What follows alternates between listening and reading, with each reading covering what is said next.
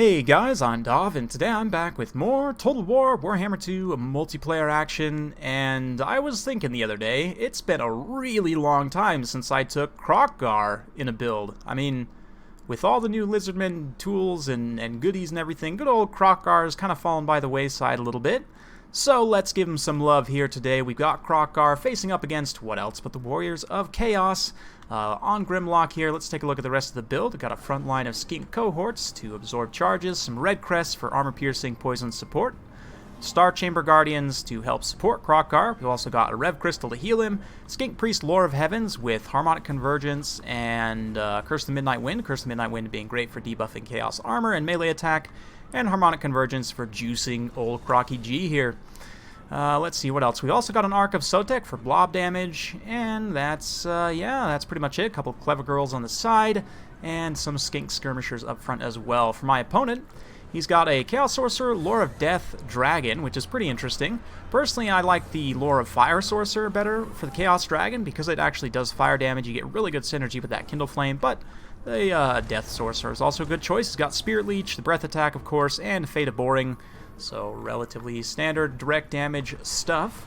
As the rest of the build, you've got ye old Marauder Horsemen here, Chaos Warriors and Marauders mixed in the front line, including some Marauders with great weapons, Mirror Guard. We've also got one Chaos Troll, Dragon Ogre, and the Soul of Damnation, which I did pop with the Hand of the Gods. Unfortunately, I was hoping the Hand of the Gods would do enough damage to actually blow up the artillery model itself. It did not. That's okay. The Feral Cold One's coming up and around the side here, and you can see it looks like some Poison Hounds hidden in the back as well. But the Sorcerer just staying far away, not wanting to get caught up by those Skink Skirmishers. But you can see, kind of because of the way my opponent is deployed here, I'm going to be able to crash into this flank and just overload one side super heavy. That'll also allow me to get back and get at this artillery. You can see here the Clever Girls, I dispatch one group just to block the Dragon Ogres there. The other group is going to get into this Chaos Dawi artillery crew, send them sprawling down the hill, and immediately dismount the cannons to prevent it from firing for at least a few seconds here. You can see those Feral Cold Ones get absolutely melted, but again, just tying down the cannon for the time being. Meanwhile, in the front line, KROQ'GAR's collapsing. We've got the two Bastillodons here, Gary, and what did we decide? Archie for the Arc of Sotek? Is that what you guys said in that last video? That was a while ago, huh? Anyway, got the Skinks moving in here. Red Crest will trade decently well, as long as they have other numbers to support. You don't want to necessarily trade them one-to-one, but you can see here dropping that sweet blob damage from the Arc of Sotek. Doesn't actually do much damage, but hey, there's snakes. There's definitely snakes. The Rev Crystal throwing a heal on KROQ'GAR, and you can see him going over. The Star Chamber Guardians had made their way over here to deal with the Trolls and with the Dragon Ogres, and here comes old KROQ'GAR, gonna bop around with the Dragon. I believe he has matched combat animations. I don't know if the Chaos Dragon is actually a part of that. I think it might technically be a different skeleton because it has two heads. I don't know. Does KROQ'GAR have matched animations with the Chaos Dragon? I guess we'll see if he actually does one, but right now it looks like he's busy fighting the Dragon Ogres here. Gets a nice tail swipe there. The Skinks had broken through the front line with the terror from the Bastillodons, so they're going to follow up here, and this is a great situation. Honestly, Red Crests are like really good for chasing down armored infantry that have been terror routed because they have poison and AP, so they can kind of continuously slow them down. They're pretty fast as well, so they can always keep up, and yeah, they're just actually really good for running down routing armored infantry, which is sort of a weird specialty. But anyway, in the main fight here, you can see these brave Red Crests getting in here. The few Star Chamber Guardians that remain, they took a Fate of Buna earlier and really just took a pounding. They are still holding their leadership together, but just trying to reunify them with KROQ'GAR, see if we can't pull some of these large units away from like these Hounds and these Chaos Dawi artillery crew. And these Dragon Ogres are going to go ahead and oblige, so here we go. KROQ'GAR moving in himself, just giving an absolute tail swipe there. Here comes the Dragon. A bit risky, honestly, for this Death Sorcerer. He's a pretty good combat character, but he does not compare to old KROQ'GAR. That fat 60 melee attack, massive weapon strength, and anti-large bonus. Of course, I can choose to throw Harmonic Convergence as well, which I have been. Also been debuffing with that Curse the Midnight Wind over here. You can see these Red Crests beating down the Marauders. The Arc of Sotek here doing some nice blob damage against those Chaos Warriors. And yeah, at this point I'm feeling pretty confident. These Dragon Ogres are getting pretty low. Once we can finish them off, there's not really a whole lot of threats to KROQ'GAR left. The few Star Chamber Guardians that remain, I mean, they're very low, but critically, they're still here, which means KROQ'GAR is getting that Guardian aura. 15% physical resistance on a unit that's already super tanky, but here comes the Chaos Dragon for a final desperate charge. You can see the bounce power heavily in my favor at this point. It is pretty much all said and done. KROQ'GAR is just going to finish off the Foul Sorcerer here. Or maybe it'll be the Bastildon. Oh, it looks like the tail swipe from the Bastildon actually got in the last hit there, so great stuff. At that, my opponent is going to admit defeat. Pretty understandable there, but yeah, very fun stuff. Honestly, KROQ'GAR is not bad, and especially with some of the new Lizardmen tools like Red Crest, allowing you to go super wide. Star Chamber Guardians giving him a little bit of extra physical resistance, so that when he does take that big important monster engagement, he can come out on top. Of course, they also provide that elite anti-large AP damage, so yeah, just really good synergy there, honestly, with KROQ'GAR and the Star Chamber Guardians. I might be taking him a bit more often, honestly, against some other factions as well. I'm curious to see how he would do against, like, New Bretonnia, for example, against, like, a Mass Hippogriff build, for example, or I'm trying to think of what other matchups. Potentially the High Elves as well. I don't know that they really have the tools to deal with a big world beater like KROQ'GAR super well. I mean, Kolek tends to give them problems, so I'd imagine that KROQ'GAR would as well. Maybe not.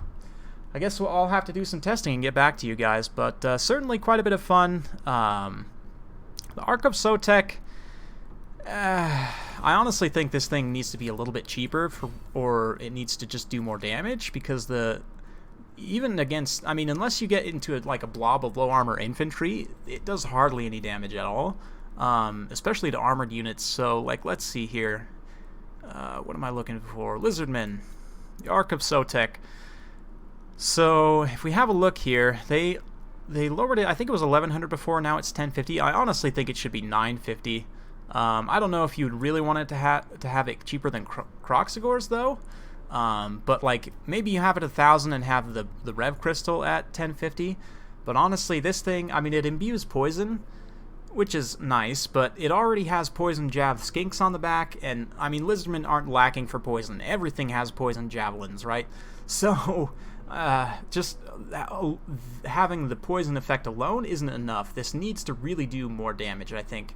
And I mean, obviously the scaling is tricky. It is unlimited uses, so what I would propose in order to fix the Ark of Sotek would be to make this have only 3 uses, or even only 2 uses, but make it do substantially more damage, and especially more substantially armor-piercing damage, so that against like an armored infantry blob faction, like the Dwarves, for example, if you run in a Bastildon, drop that the Ark of Sotek ability, it's almost like a mini Dwellers Below, like not quite as powerful as Dwellers, but and rather than the poison, I would honestly rather it just do a straight-up speed debuff, because again, everything, literally everything, every monster on your roster almost has poison jav skinks.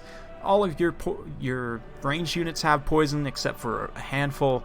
I mean, it's just that there's no lacking for poison, so I would rather this just do a straight up speed debuff similar to Dwellers Below. You could almost just make it like a straight up bound Dwellers Below that just does a little bit less damage. Obviously still with the same art and effect and everything of the Ark of Sotek, but yeah, I just generally think that it's really not the best option, and you can generally spend your funds better elsewhere. Like in that particular situation, probably would have been ideal just to grab a unit of KROQ'GAR's, honestly. I mean, the extra terror was nice, but you could even just like cheap out and grab a regular Feral Bastildon, and then that gives you a little bit of extra points to maybe grab like an extra cohort, maybe upgrade some of the cohorts to have precursor jabs, or something. You know, there's some different options that open up once you save a little bit of funds there, but yeah, until they address this thing, I really unfortunately don't think it's worth taking. But yeah, old KROQ'GAR synergizes with the new stuff super well, and I'd be curious to see like KROQ'GAR forcing a big blob and then Lord Kroak blowing up with his spells. Honestly though, I just feel like Lore of Heaven synergizes with KROQ'GAR so well, I have a hard time seeing anything else, but certainly I do think that if you force a big blob, Kroak could be useful. But anyway, hopefully you guys enjoyed this. If you do like this sort of content, be sure to like, subscribe, hit that bell notification button so every time I upload a new video, you'll be notified. Thank you once again for watching. Got plenty of good stuff coming up. And the tier list, I'm not sure exactly when this video is going to be coming out in relation to that, but it might already be out. It might not yet, so I'm not going to give anything away. But yeah, look forward to that, and we'll see you guys next time.